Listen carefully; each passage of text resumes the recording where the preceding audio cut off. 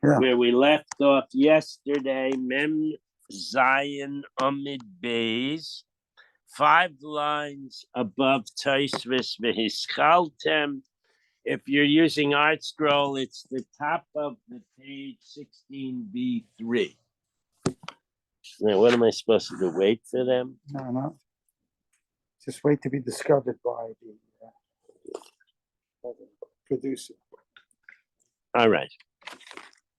So we learned yesterday that a girl who is released when she shows signs of maturity receives parting gifts. Okay, that's problematic because we also learned that a girl who shows signs of maturity and is released by her master, she still then returns to control of her father. Because until 12 and a half, when she's a boy-grace, she's under her father's suzerainty. So some of the aspects of being in the control of the father, he can claim any earnings she has. He can claim any lost object she finds. If she finds a sack of diamonds, he gets them. He can cancel her vows. He's made for her nedarim. So he has control. So when we say we give the girl gifts, shouldn't it really have said her father gets the gifts? Is that at any age? No, that's from 12. Well, if a 5-year-old finds a bag of diamonds, the father gets it. Right. But here we're talking about a young girl who was sold into servitude to a Jewish family. She gets released from that Jewish family. Now, if she finds a bag of diamonds when she's under her suzerainty of her master, he gets it. But here she's released. So now she's no longer the master's property, and she gets presents to leave with, but she returns to her father's control for 6 months. Okay. So what happened? So why did it say, okay, that she gets the gift? So at the top of, again, if you're doing Art Scroll 16b3, if you just have Stama Gemara, look for the big tais, the Taisvis toward the bottom of the page, the Hischaltem, and we're 5 lines above that point. Tanechada, we have one brisa that says as follows: Enek Eved Ivri Liatzmo, the gifts that are given when you leave after your 6 years go to the servant himself. The Enek Ama Ivri La'atzmo, and the gifts given to this little girl who goes free at signs of maturity when she's a naira go to her herself. It's one brisa.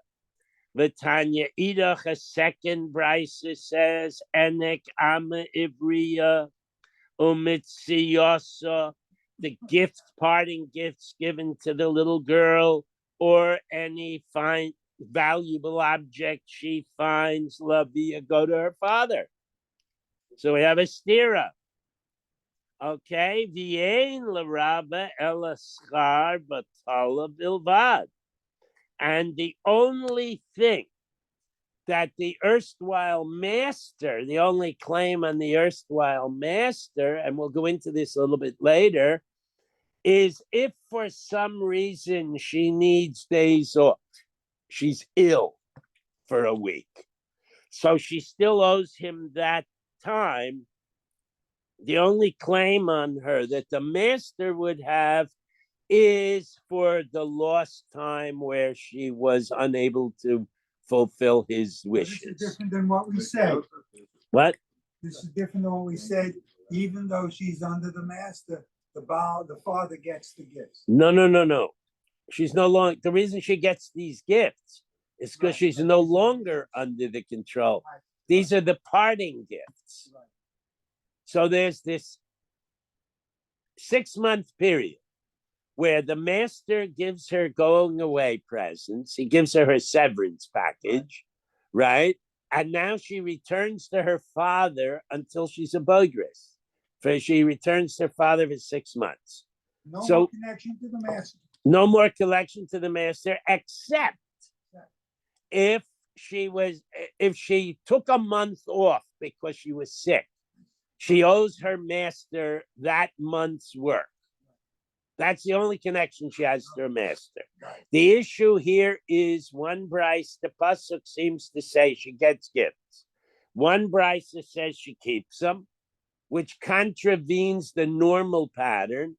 And the second Bryce says her father gets them, which fits the normal pattern. So, my love, how do we explain this? Ha nafka b'simonim. She got these gifts when she was released because she showed signs of maturity, 2 pubic hairs. But she's still under control of her father. So the second brisa, which says her father gets it, is the normative case. And the first brisa, where she gets to keep it, the nafka b'misasav. It's it's prior to her release, her father died. So there's no father to claim it, so she gets to keep it. Okay, Bob? Okay. Low. That makes sense, but the Gemara says that's not correct.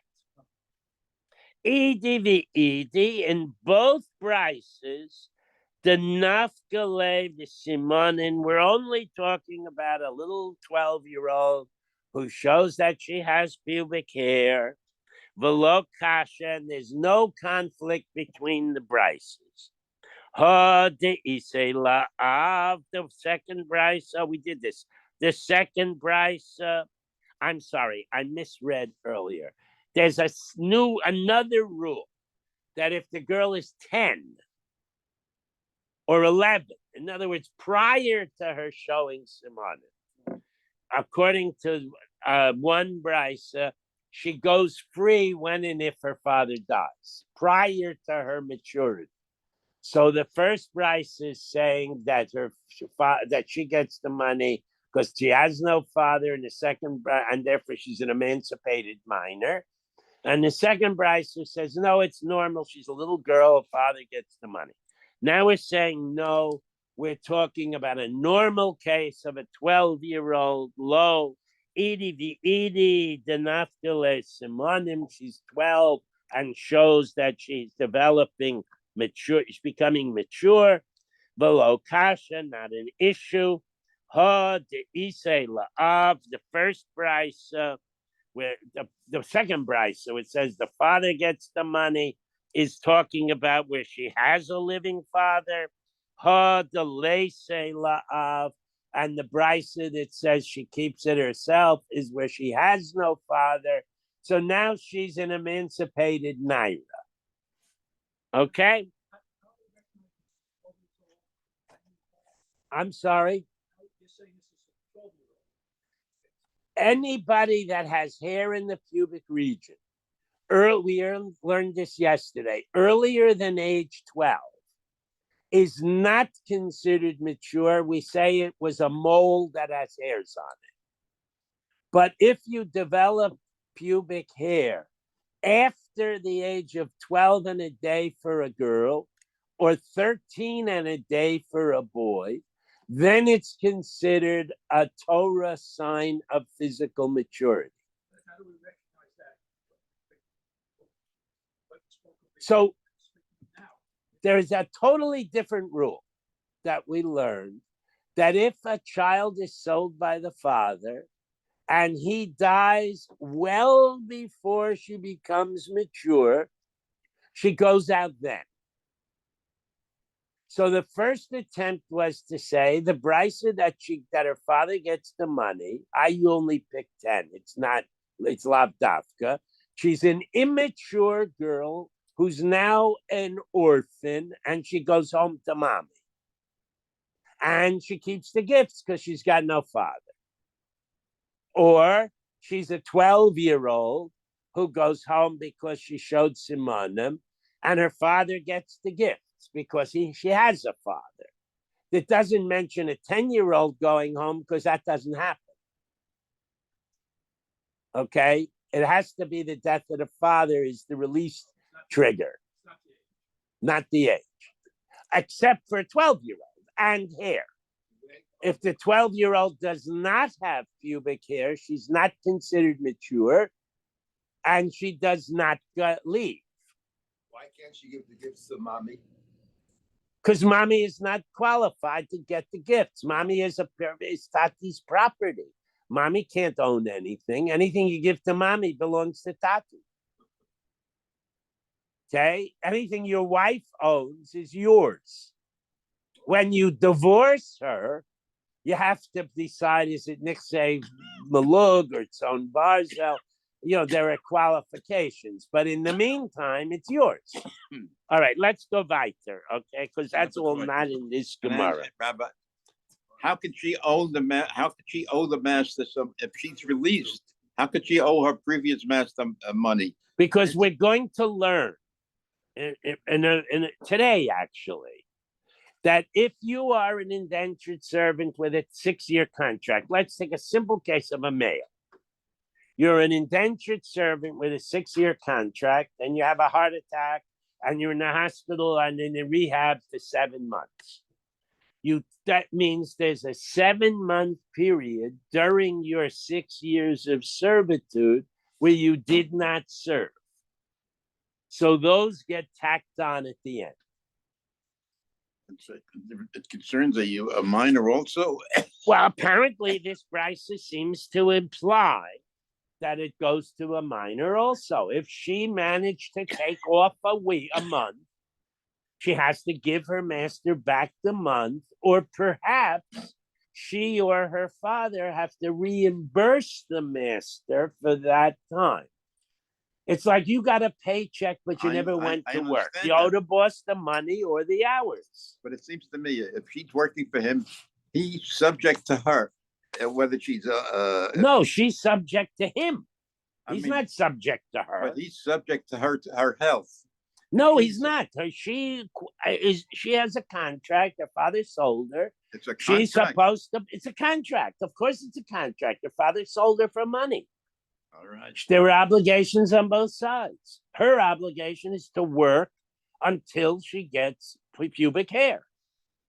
If she has to take off, she either has to put back in that time or give him back his money for that, covering those days. So he's not actually selling. He's selling her for $20,000 and for so much time, and she owes him all that time. Correct. All right. That's why she's a slave. All right.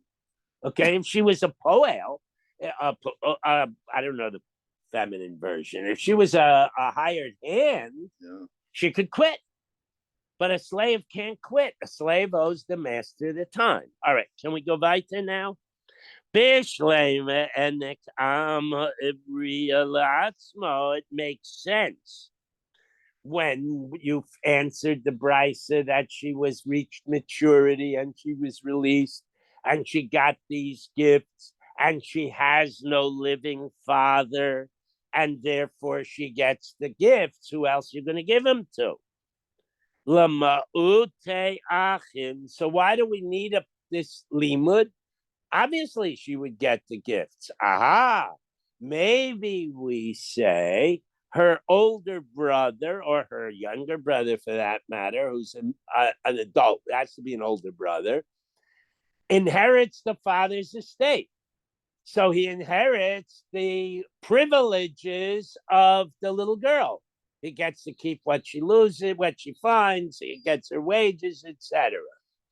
That could be, that's not what we're going to say is correct, but that's a havamina. The brother inherits her, so to speak. The Sanya, because we have another brisa that says, V'hischaltem oisam livnechem acharechem. If you have a non-Jewish slave and you die, your son or sons inherit the slave after you. So maybe he inherits the rest of the time of the little Jewish slave. Or now that she's been freed, he inherits the privileges that the father would have enjoyed when she was a naira. Okay?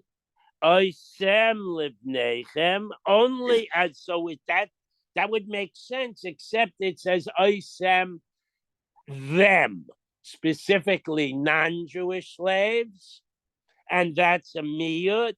That goes to the children, v'lo b'noseichem leb'nechem, but the daughters do not go to the control of the brothers, of the sons. Okay? Mikan she'ena adam moiris zchus bito leb'noi. So from this concept, from this brisa, we learn that a father cannot bequeath his interests in his daughter to his son. Okay? Ella enek eved ivri liatzmo. But why now? So that takes care of the strange possibility of a little girl. But what about a male Jewish indentured servant? Why do we need a specific pasuk to say he gets to keep his gifts? Who else are you going to give them to? Pshita, that should be considered obvious. So no, we're going to have a Rivspa Elalaman. Who should get him? Omer Rav Yosef, Yud Keres Kochazina Hacha. What this literally means is you've made a mountain into a molehill into a mountain. You've taken the smallest Hebrew letter and turned it into a metropolis. Okay, so you're in other words, you're building castles in the air over here. Abaya Omer Hachi Omer Reb Sheshes. Abaya explains in the name of Reb Sheshes Homani Tutaihi. So now we're back to the original question: who is the Tana who does not have the Gezerah Shava that we've been dealing with for the last 5 days? Okay, and we've come up with a name.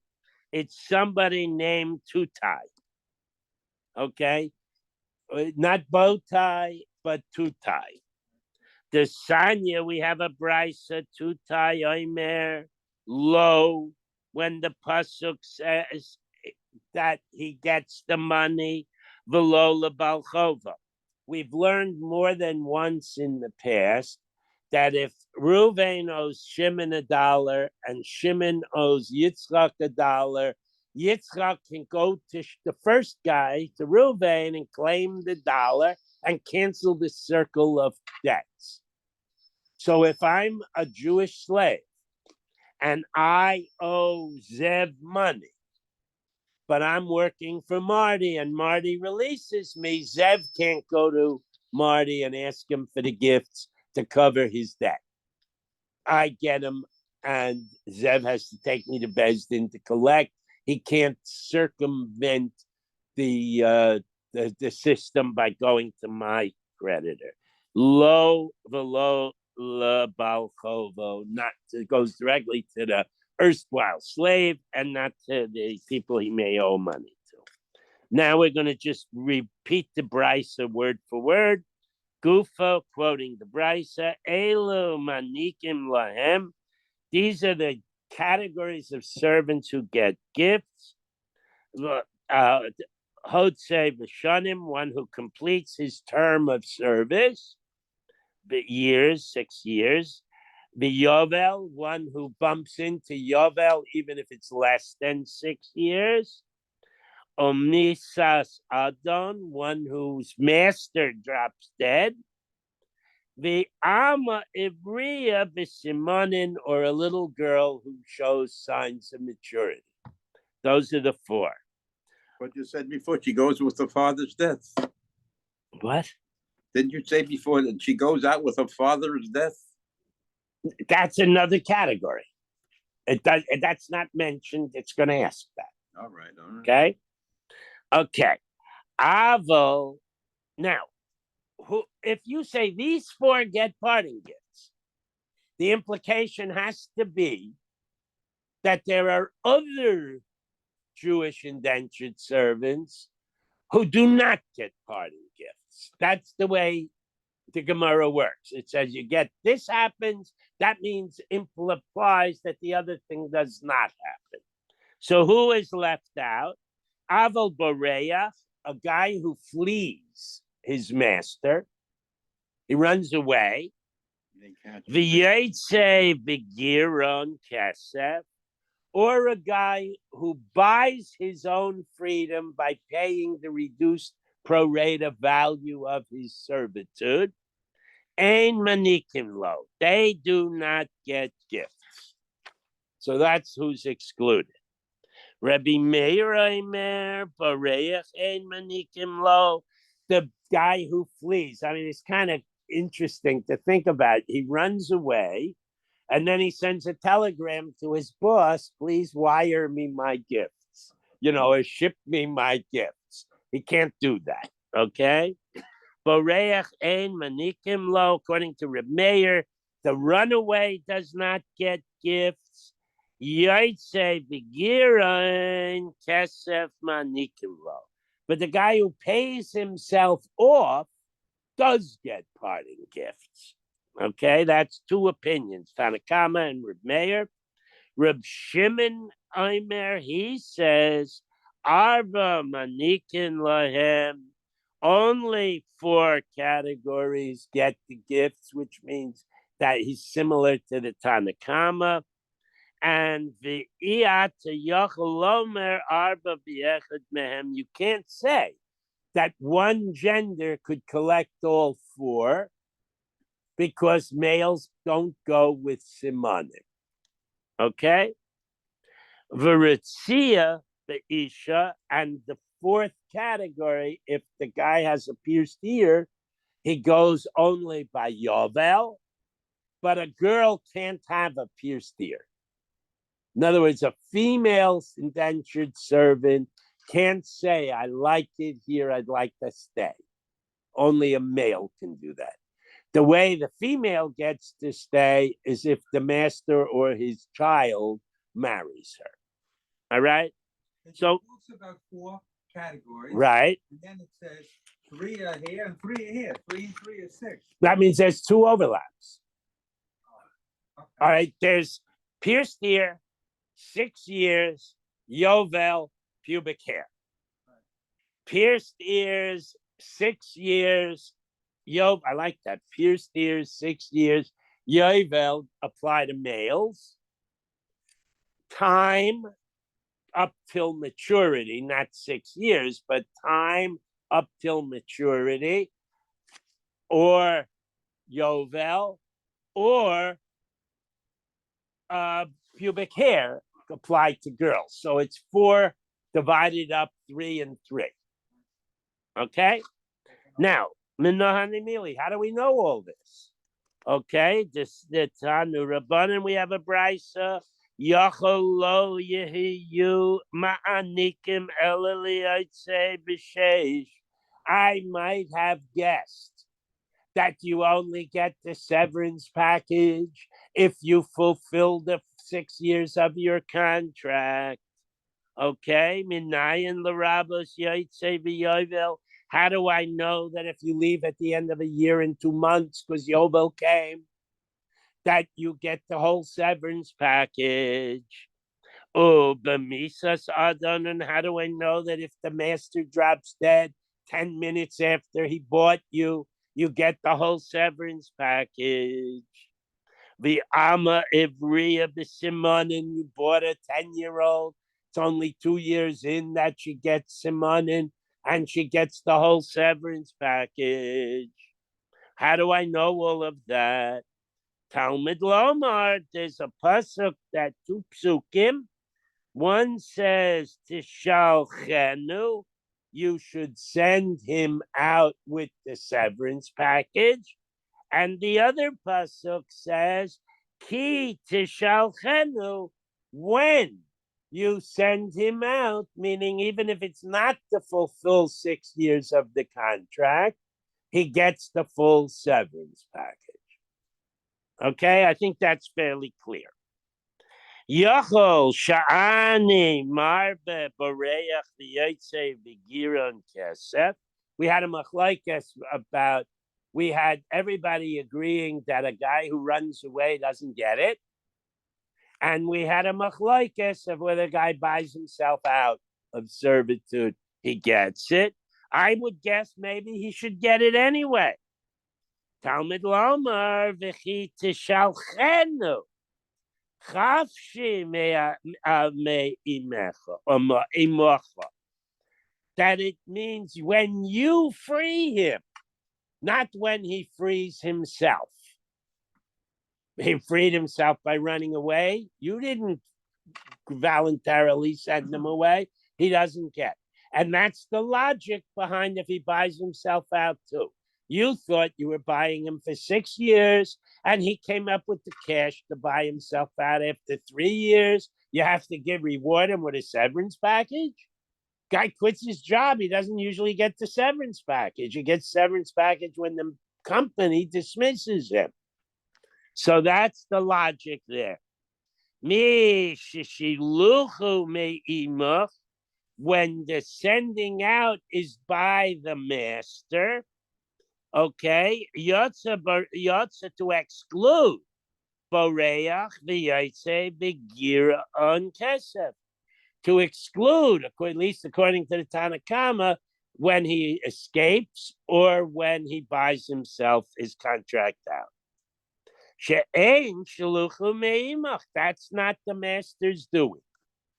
Okay, now what about Reb Meir, who only said the runaway?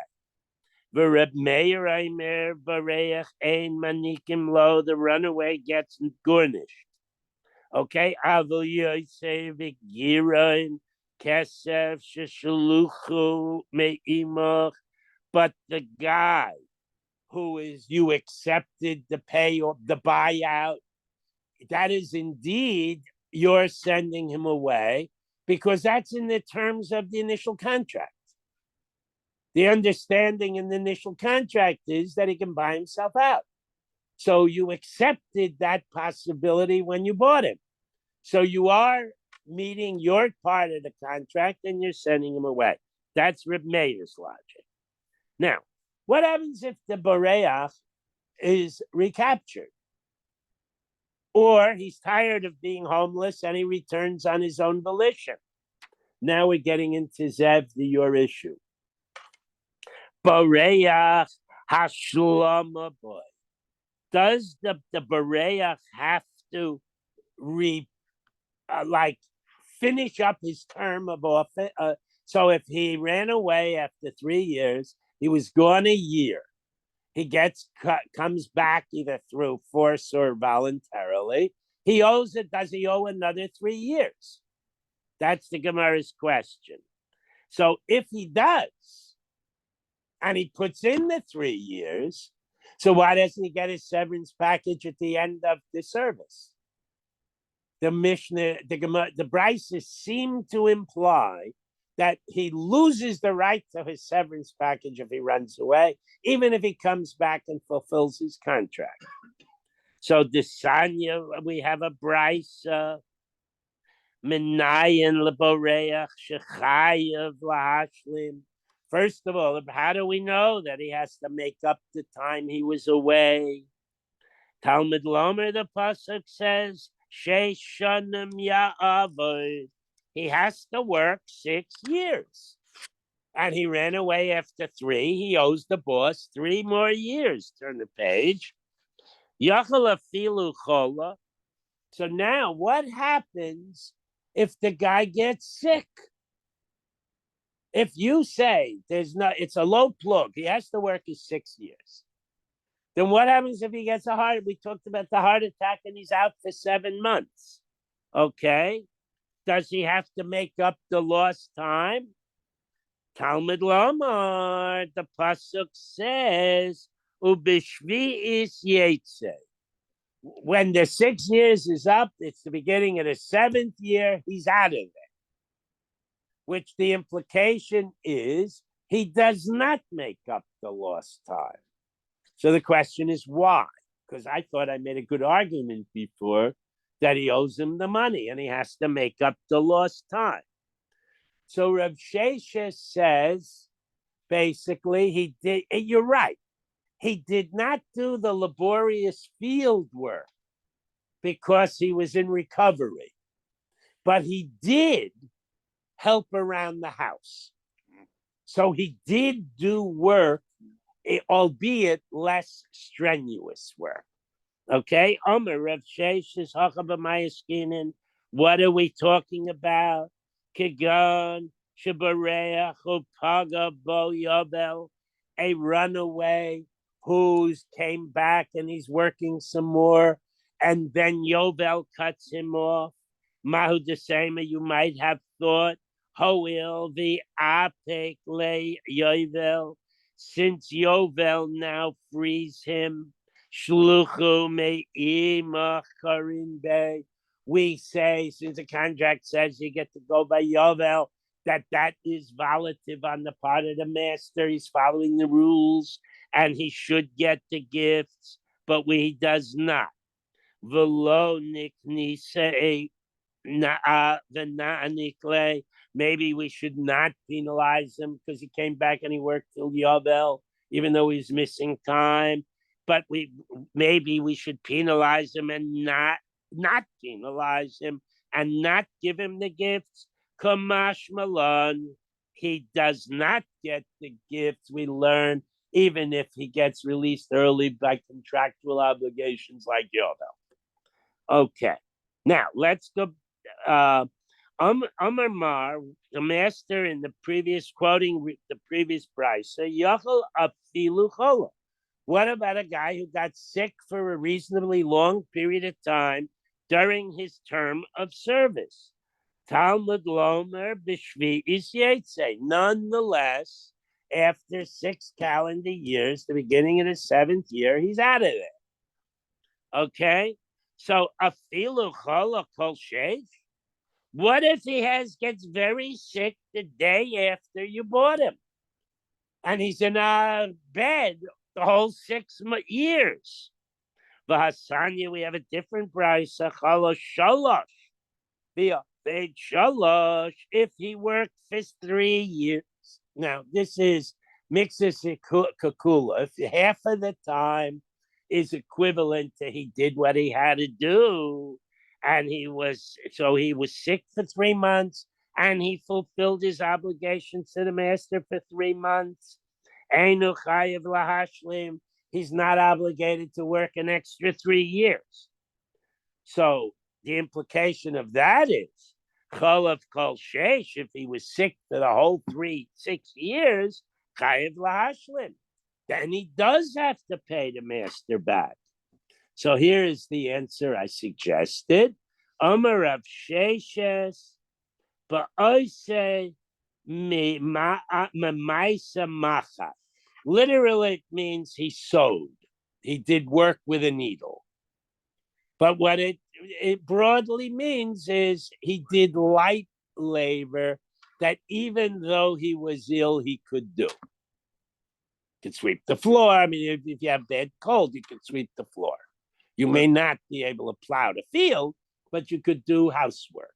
But isn't the implication is that he has to work at least half a year? That's that half the term. That's what, yes.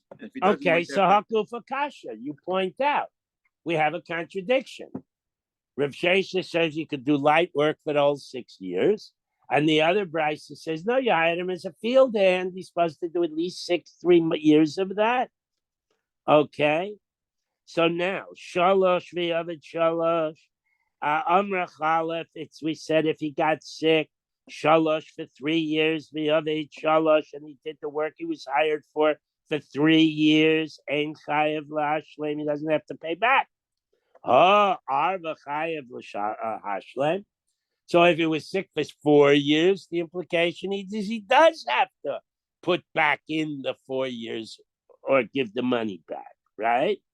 Amos Sefer, but the second part of the price was Chala Kol Sheish Chayev Lahashlem Ha'arba ein chayav lahashlim. But the second clause says if he takes the whole 6 years off, he has to put them back in. The implication is even 4 or 5 years, he would not have to repay. So the Bryce is internally contradictory. So Hachi Kamar, here's how you read the Brisa. Chala arba nase kamisha chala kol sheikh.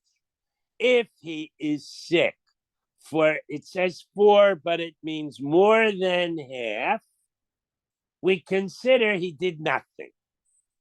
It's the whole 6. Chayav lahashlim, and he has to do service for another 6 years. Okay, now we've discussed implications of giving a gift. So somebody should have raised his hand and says, what gift are we talking about? Since nobody raised his hand, the Gemara is did it for us, and we're going to talk now about exactly what the gift is and how much you have to give. Now, there's a pasuk that says, when the slave leaves, you have to give him gifts from the flocks, from the crops, and from the wine barrels. 3 items mentioned in the pasuk. We're going to now ask, must you give all 3 of them? May you substitute, at least b'diavad? And how much do you have to give? And they're going to be different opinions. Tana Rabbanan. Kama ma'anikim lo. How much value do these parting gifts have to have? Chamesh shloim v'chol min v'min. Each flocks 5 shloims worth, grain 5 shloims worth, wine 5 shloims worth. Shehein chamash esrei shloim, which adds up to 15 shloim divrei Reb Meir. So that's opinion 1. Reb Yehuda Omer shloishim. The total has to add up to 30. Keshloshim shel eved. Because if we hunt around in the Torah to try and find the objective cash value of a slave, not regarding his age, not regarding his skill sets. Obviously, a slave who can cut diamonds is worth more than a slave whose arm has been amputated and all he can do is pick up garbage from the side of the road. But there's an objective standard. If a third party kills an Eved Kenani, he has to pay the owner of that Eved Kenani 30 sloyim. So Rev Yehuda is saying, I found an objective standard in the Torah that a slave has a value, quote unquote, of 30. I know that because if I kill one, I have to pay 30. So that's the value. This guy was a slave. He's no longer a slave. He gets the value of slavery as his parting gifts. Rabbi Shimon Omer Chamishim, 50. Okay? Kechamishim be'erechim. He's no longer a slave.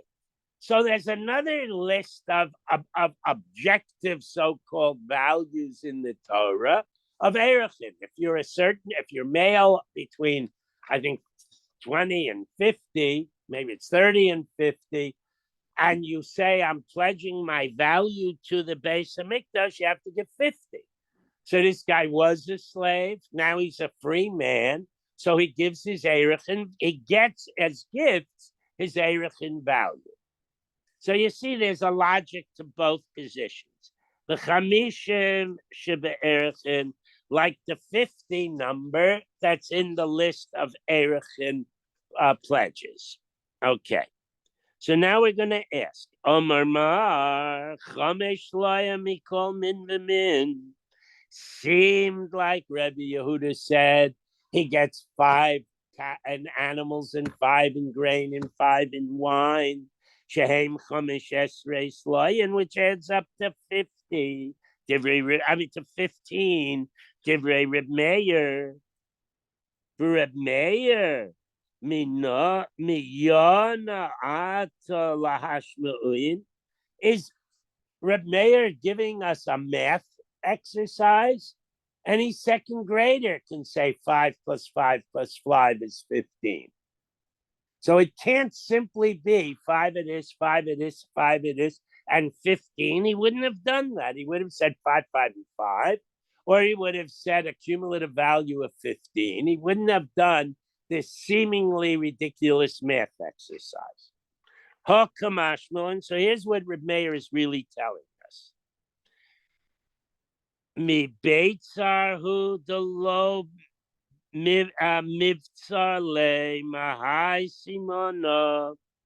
The master may not give him 14 and a half. He must give him 15. The ibatzar le, if he reduces the cattle category to lower than 5. Mechad Mena from one of the groups, say the cattle. Tvele Mechad Mina. So if he gives 4 in cattle, he has to give 6 from wine or 6 from grain, so that the ratios may differ, but the total always comes out to 15. 15 from just one. What? He could get 15 from just one of those categories. Because the 15 is Reb Meir's understanding of what the total value of the gifts must be. All three. And that's a different question. Does it have to, must it exclusively come from the 3 Torah mentioned categories or not, is going to come up in a minute. Okay? So my time at the Reb Meir, why does Reb Meir say 15 and presumably lechatchila an even distribution 5, 5, and 5? Yalef rekam mibachor. There's a pasuk here that the slave does not go out empty-handed. Rekam.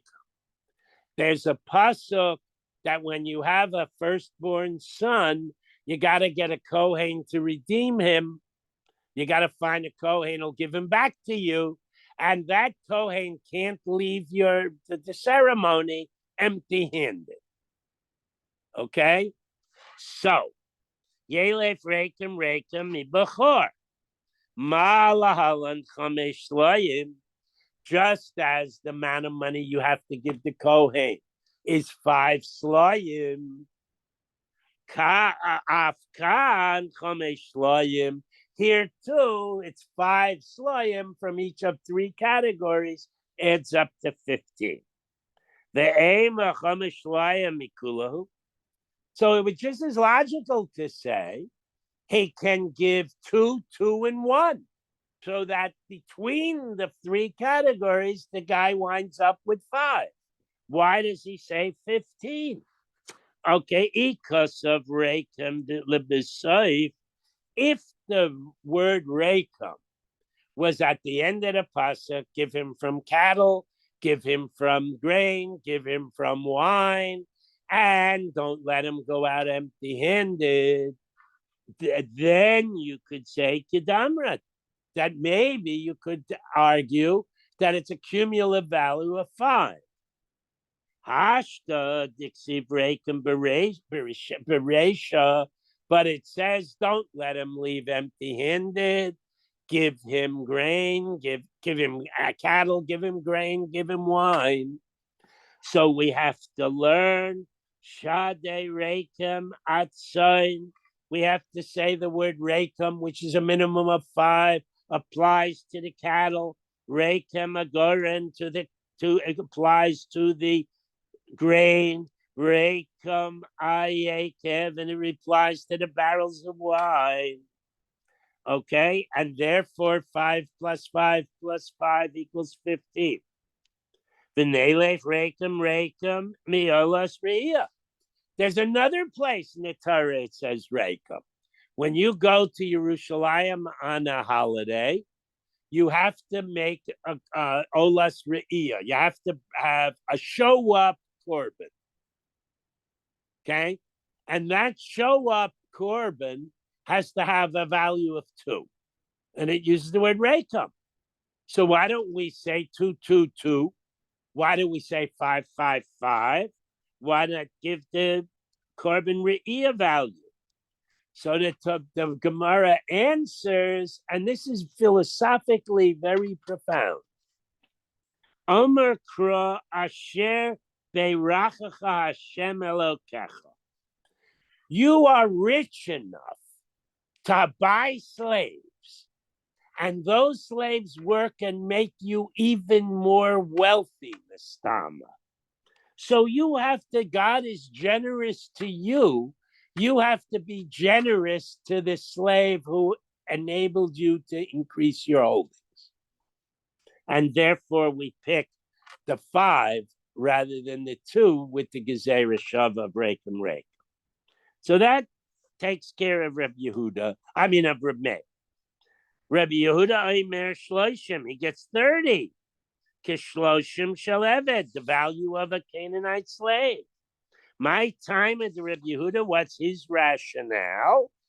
Okay, Yelef Nisina Meyeved. We do the rule of the amount given. The amount given when you kill the Canaanite slave is 30. The amount given when the guy leaves should be 30. Malahalan shloishim afkan shloishim. So we ask the question, V'nelef nisina me'erechin. Why don't we jump to erechin? That also uses the word give. So Malahalan chamishim. If you jump to the erechin pasuk, you have to give 50. Afkan chamishim. So maybe you should have to give your slave 50, as indeed one of the Tanaim said. So Reb Yehuda would answer as follows. Chada first, tafasta meruba lo tafasta. When you have a choice of claiming a large amount or claiming a lesser amount, don't be greedy. Tafasta meruba tafasta means do not go for the max, because you won't keep it. Okay? Tafasta mu'at tafasta. If you're not so greedy, you're much more likely to get what you ask for. That's his first answer. Va'oid, his second answer, Eved havale mi'alev. I think it makes more sense to learn a slave issue from another slave issue than a slave issue from an erech issue or from a korban issue. So I learned 30 and 30. Okay? So now that is enough of an explanation. We covered Reb Yehuda fairly well. Reb Shimon Omer Chamishim, he goes for 50. So obviously the questions that Reb Yehuda raised are going to be asked of Reb Shimon. The Chamishim be'erechin, we're doing with it. We take the example of erechin. My time with the Reb Shimon, why does he jump to erechin? Gomer nesina me'erechin, he uses a gezerah shava of giving and giving. Malahalan Chamishim, just like you have to give to the temple 50 if you give an erechin gift. Chamishim 50. Here too, you also have to afkan chamishim here too 50. V'ema pachas sheberechin. However, go back to the erechin list. The erechin says little kids are 5, grown-ups are 50, women are 30, and old men are 30. So where do you grab onto the 50? Okay, why the maxed amount? Okay, Asher beirachacha Hashem Elokecha ksiv. God is generous with you. You have to be generous with your servant. Okay, so v'neilech nesina miyevet. So why aren't you? You can be generous as you want, but why don't you make the arguably more logical connection, slave to slave? Malahalan shloishim aftan l'shloishim, and there it was 30. Here it should also be 30. So he answers as follows, and they are challenge him still. First of all, chada tafasta merubelo tafasta. If you try to max out your claim, you may not get to keep it. Secondly, eved me eved havele mi elef, makes more sense to compare slave to slave. So Reb Shimon has another gezerah shava, mika gamar. Now, notice the wording here is different. It doesn't say Yalif. It doesn't say it's a Gezerah Shava. He says, I see in the psukim about a Jew who sells himself that he's poor. And I see in the psukim of Eruchin that there's a loophole for poverty. Okay? So I am making that link.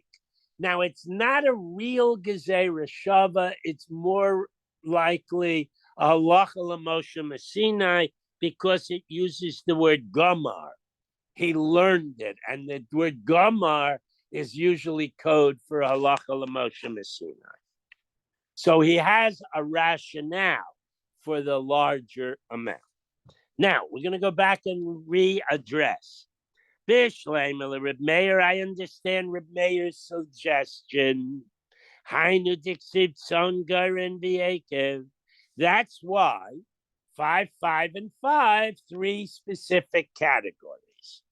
Ella Reb Yehuda, Reb Shimon, but what about them? Haitzon Garin V'Yekev Lomali.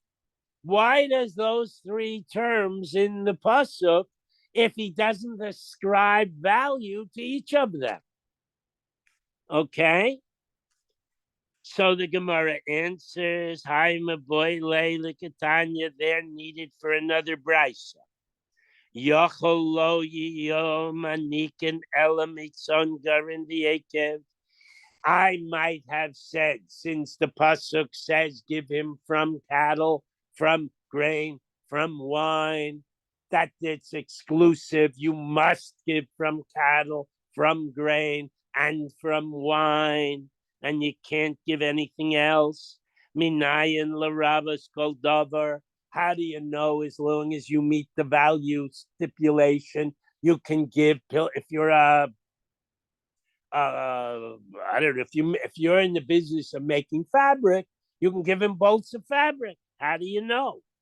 Talmud Lomer Asher Beirachacha Hashem Elokecha. You have to give him from what God gave you. Okay? Im Kain, Mal Talmud Lomer Tzon Garin V'Yekev. So if we're blurring this pasuk into non-specificity, then why is it stated specifically those categories? We have to have a limud.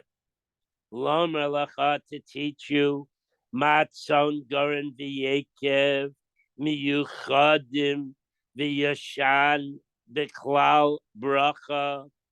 Since those 3 categories are things that either increase in number. You put a boy cow and a girl cow together, you wind up with a 3rd cow.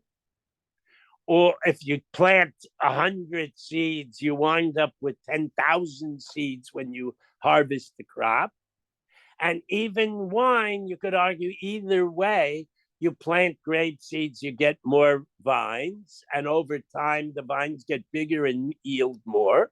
Or since it says actually vats, wine improves in value as it ages. So you have either age in number or age in value, growth in number or growth in value. Similarly, whatever you give him, kol sheyashnan v'chlal bracha, You can only give him things that can either grow in number or in value. You can't give him a truckload of sand, even though he could sell the sand, but it ain't going to be worth more in a year than it is now. Okay? And what specifically, The day before the hurricane. Right. yes, sir. Santa's very good. Yeah, right. Yotzo Kasafim. So this excludes cash. Because $100 stays $100. Okay? For Rebbe Shimon and that's the opinion of Rebbe Shimon, that it excludes straight out cash. Because when you give him $100 now, he has $100 when he gets home to Galil, where he came from. Okay? Rebbe Lezer ben Yaakov Aimer Yotzu Parados. It excludes mules. A mule is a product of mating a horse and a donkey. And your basic mule is infertile. So you can't put two mules together and get a third. They stay the same in number. So he excludes them. Reb Shimon Prados Mishavchan Begufayu.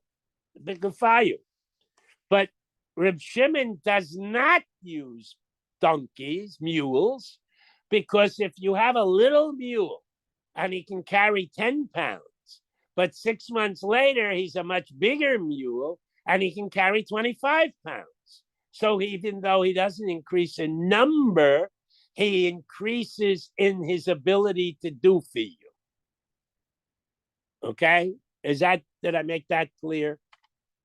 Okay. Rav Elazar ben Yaakov. So what about why doesn't Rav Elazar ben Yaakov say money? $100 bill is always $100 bill. Ksafin avid bahu iska.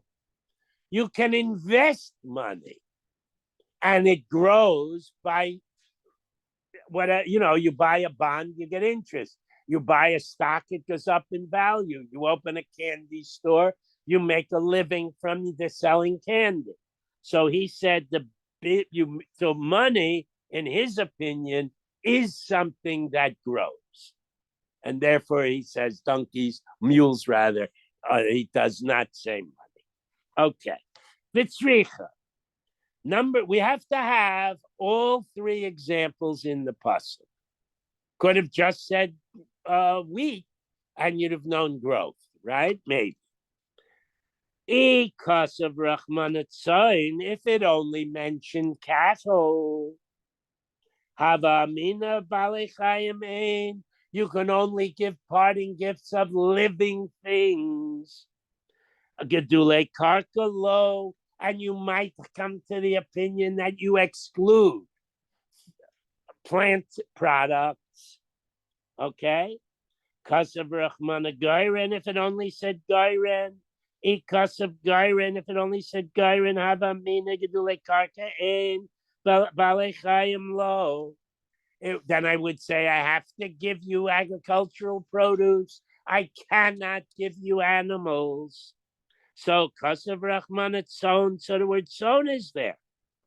But those two would cover animals and agriculture.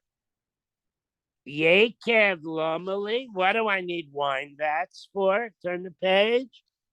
Lamar Lamu'ute Ksafim. According to Reb Shimon, the vat of wine is the limud to say not money. Olamar, and according to Reb Elazar ben Yaakov, Lama'ute Pirados, that limud is to exclude. It's an extra unneeded word, so you'll learn something from it. And according to Reb Elazar, you'll learn money, and according to Reb Yaakov, or right the other way around. According to Reb Shimon, you learn money, and according to Reb Elazar ben Yaakov, you learn mules. Next. It's only 25 after. I mean, we're falling behind. I got to get another 5 minutes, okay? You want to leave? I'll stop. Okay. Tana Rabban. Asher beirachach Hashem Elokecha, the pasuk says, you have to give him because God gave you, loosely translated. So, Yachol tisborech beis v'gelalo, I might have thought that based on the amount of input from the servant and its effect on my holdings, I give him his bonus. No, you get a end of year bonus from your company when it does well. When it does not do well, you get much less or maybe nothing. Okay, so I might have thought if you're basing it on God's giving you, that manikim lo nisborech bayis beglolo, if he did not contribute to your affluence, ein manikim lo, he doesn't get a bonus. Talmud Lomer ha'anik ta'anik, you must give him. The double lashon means you surely must give him without regard, b'kol makom, without regard to his input. Okay? Now, im kain matam lomer asher beirachacha. So if that's the case, why does the pasuk go out of its way to say your generosity is a result of God's giving you blessing? Hakol lefi birchatein lo. Maybe you should adjust the gifts to be constant with what God gave you. If God gave you a lot, you go with Meir. If God a little, you go with Meir. If God gave you a lot, you go with Reb Shimon. Right? That could be a possibility. So, hakol lefi brachatein lo, you give him back in the pattern of what God gave you.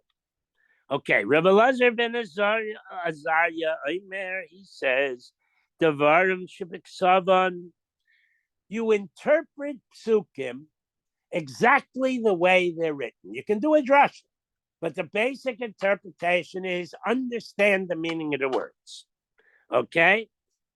Nisbarech bayis beglolo, if the slave made a major contribution to the master's assets, manikim lo, then he gets gifts. Lo nisbarech bayis beglolo, if he did not make a contribution to the household, ein manikim lo, he gets garnished. Imkain matalmid lomer ha'enek ta'anik. So if he has to interpret the words literally, what does he do with the you must give gifts? Okay? Dibra Torah Lashon B'nai Adam. This is a frequent cop-out. Often when they don't have an answer, they say the Torah just talks in the vernacular. So here, you have to give him gifts when he leaves. It doesn't mean literally. That's how people talk. Don't be a cheapskate. Give him gifts when he leaves.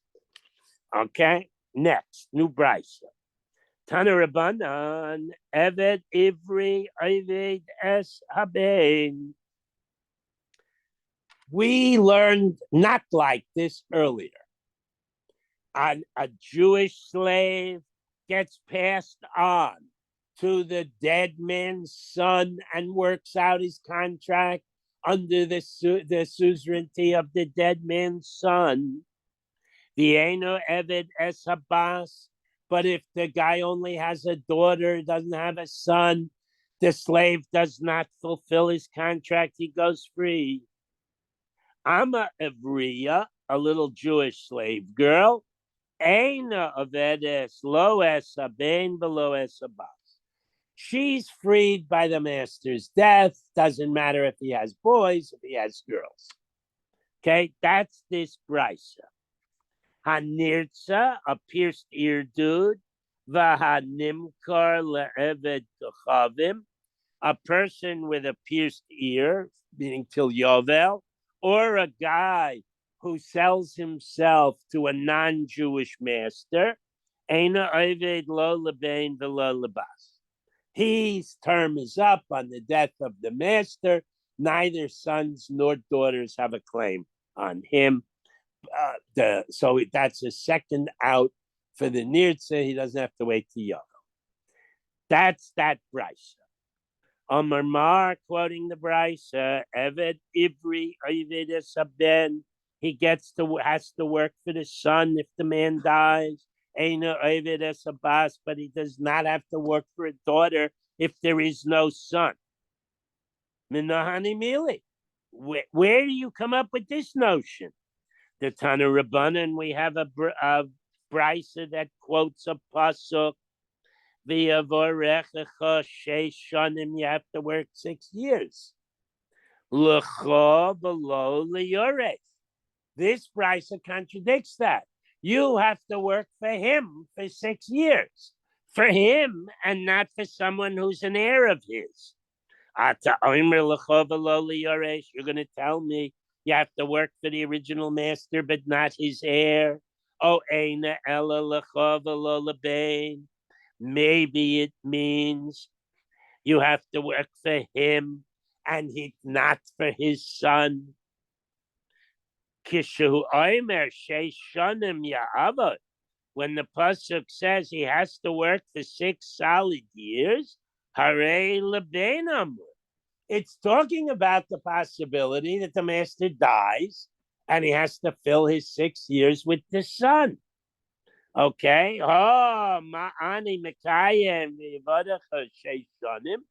how do I interpret the 6-year term? You work for the master, but not for any old heir. Okay.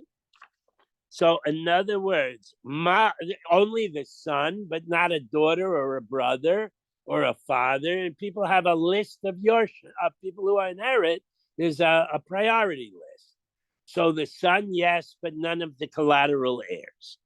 So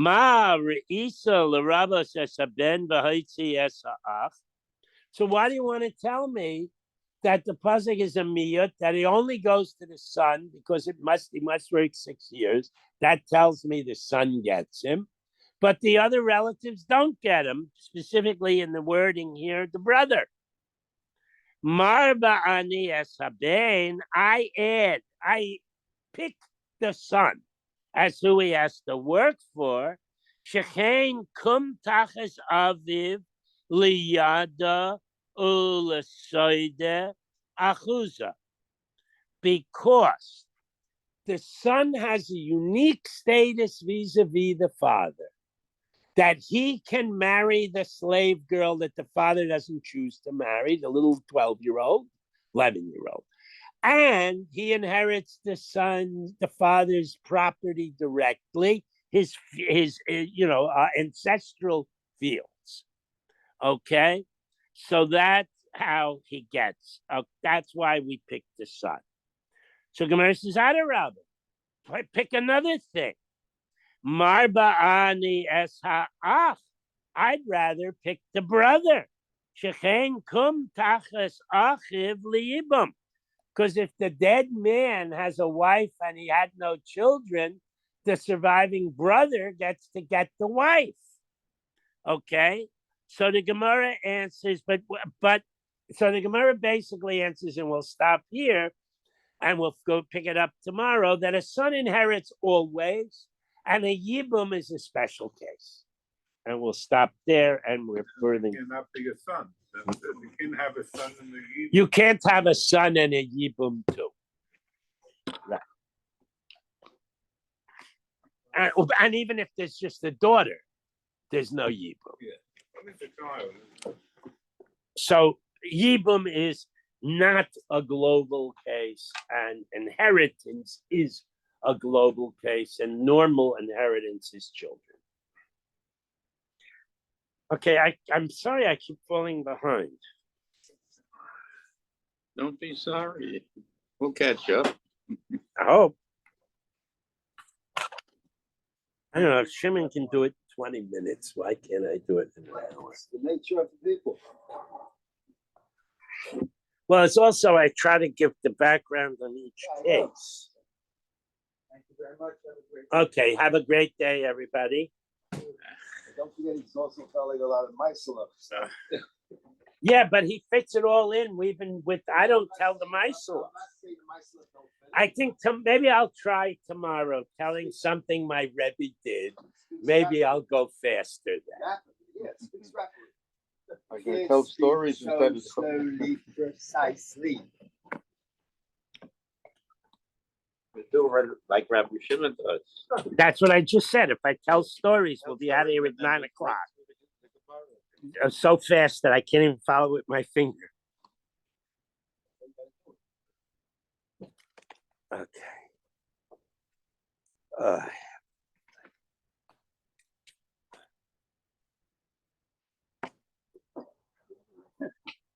But you have to have interesting stories.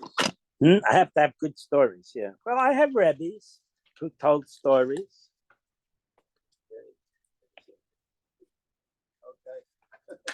All right. I'll be with you in a minute or so, Mel. Have a great day, Zev.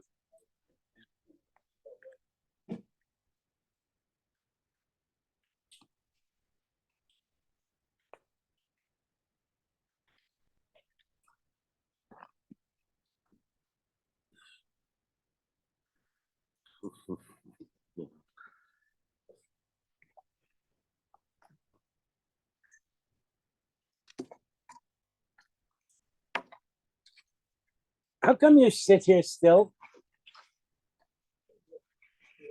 Oh. What's doing with the hurricane?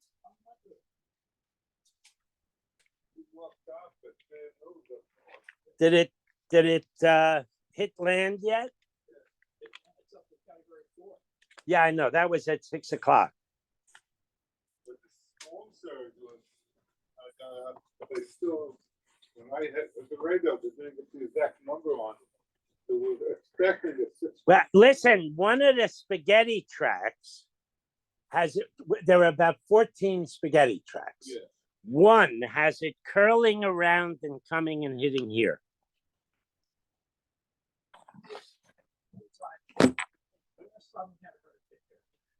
Well, we had one 5.5 years ago.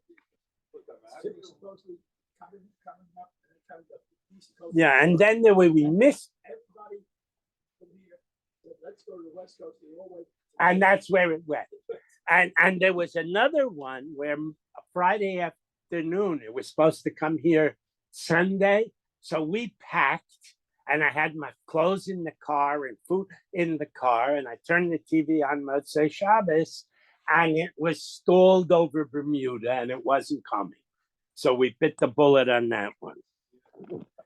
Bobby, your phone. Thank you very much. Sooner or later, we're going to get nailed. There's no question. I